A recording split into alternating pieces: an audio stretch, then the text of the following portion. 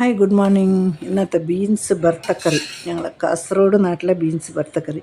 First ബീൻസിനെല്ലാം പാല കയറ്റെടുക്കണം, 2-3 കുറി. ഈ മാർക്കറ്റെല്ലാം എങ്ങനത്തെ മാർക്കറ്റിലെല്ലാം ഇടമെല്ലാം ബീൻസെല്ലാം ഇടുന്നത് നമുക്കത് പറഞ്ഞിട്ടെന്ത് ഫലമില്ല. അങ്ങനെ ബീൻസിനെല്ലാം പാല കയറ്റെടുത്തിട്ട് അതിൻ്റെ കടയെല്ലാം മുറിച്ചിട്ട് പിന്നെ ചെറുതായിട്ട് ഇങ്ങനെ കട്ടാക്കണം. എത്ര കയ്യിൽ അത്ര ചെറുതാക്കണം. എന്തായാലും ഈ കാലത്തെല്ലാം ഭയങ്കര അർജൻറ്റായിട്ടിരിക്കുന്നല്ലേ, അപ്പോൾ ഞങ്ങൾക്ക് വേഗം ഇങ്ങനെ വേഗം വെന്തിട്ട് കിട്ടുന്നു. അങ്ങനെ കുറേ ചെറുതാക്കിയിട്ട് പിന്നെ ഒരു നീരുള്ളി, ഒരു 3-4 പച്ചമുളക് എടുത്തിട്ട് ഇതിനെ മുറിച്ചിട്ട് ഇതിൻ്റെ ഒക്കെ ഇടണം. ഇപ്പം നോക്ക്, ഞാൻ ചെറുതായിട്ട് കട്ടാക്കിയിട്ട് എടുത്തിന്. അതിൻ്റെ ഒക്കെ ഒന്ന് പച്ചമുളക് പിന്നെ നീരുള്ളി കട്ടാക്കിയിട്ട് ഇട്ട് ഇപ്പോൾ ഒരു ചീൻചട്ടി വെച്ചിട്ട് അതിന് കടലവേള ഒന്നിൻ്റെ വേള ഇട്ടിട്ട് പൊട്ടിച്ച്. ഞാൻ കറിവേപ്പില ഇപ്പോൾ ഇവിടെ ഇല്ല, പിന്നെ വേഗം പെടുന്നില്ല, ഇല്ലെങ്കിൽ അത് കറക്കുന്നല്ല. ഇതിനുണ്ട് ഇപ്പോൾ ഞങ്ങൾ ബീൻസെല്ലാം എടുത്തിട്ട് പിന്നെ കുറച്ച് ഉപ്പ്, കുറച്ച് മഞ്ഞൾപ്പൊടി, വേണമെങ്കിൽ മാത്രം കുറച്ച് മുളക് പൊടി ഇട്ടോളൂ.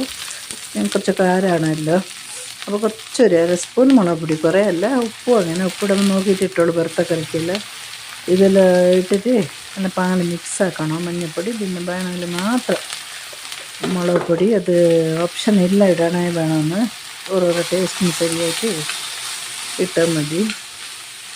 പിന്നെ രണ്ടിന് മിക്സാക്കി പിന്നെ മുളക് പൊടി ഇട്ടിട്ട് അതിനെ കൂടെ പകലെ മിക്സാക്കും. മിക്സാക്കിയിട്ട് കുറേ വെള്ളം പോരല്ല, ഒരു 1/2 ഗ്ലാസ് വെള്ളം പോർന്നിട്ട് അതിന് പൊത്തി വെക്കണം, മൂടിയിട്ട് വെക്കണം. അപ്പോൾ അവിടെ സിമ്മല്ല മീഡിയം ഫ്ലെയിമിൽ വെച്ചെങ്കിൽ അവിടെ വെന്തുകൊണ്ടിരിക്കുന്നു. അപ്പോൾ ഇവിടെ ഞങ്ങൾക്ക് ബ്രേക്ക്ഫാസ്റ്റിന് റെഡിയാക്കുന്നതാണ്. 1/2 ഗ്ലാസ് വെള്ളം എത്രയും പോർന്നതിന് ഹൈ ഫ്ലെയിമിൽ വെക്കാതില്ല, മീഡിയം ഫ്ലെയിമിൽ വെക്കണം. ഇപ്പോൾ കറിവേപ്പില. അപ്പോൾ പച്ചക്ക് ഉണ്ടെന്ന് സ്മെല്ല്, അതിൻ്റെ നല്ല സ്മെല്ലുണ്ടല്ലോ, അതും കിട്ടും ഞങ്ങൾക്ക്. ഇപ്പോൾ ഇത് കണ്ടില്ല, ഓൾമോസ്റ്റ് വെന്തുകൊണ്ട് വന്ന്. പിന്നെ വേണമെങ്കിൽ കുറച്ച് ഒരു പിടി തേങ്ങ ചതച്ചത്, വെള്ളുള്ളി 2 വെള്ളുള്ളിൻ്റെ എസെല്ലാം കുത്തിയിടണം. കുത്തിയിട്ടിട്ട് പിന്നെ 2 മിനിറ്റ് ആകുമ്പോൾ തേങ്ങ ചതച്ചത് ഇടണം. കുറേ തേങ്ങ ഇടപ്പോണ്ട, കുറച്ച് തേങ്ങ ഇട്ടിട്ട് എല്ലാം ഇതാക്കിയിട്ടാകുമ്പോൾ മിക്സാക്കിയിട്ടാകുമ്പോൾ ഞങ്ങളെ ബീൻസ് ഭർത്തക്കറി റെഡിയാണ്. എല്ലാവരും വീട്ടിലുണ്ടാക്കിയിട്ട് നോക്കൂ.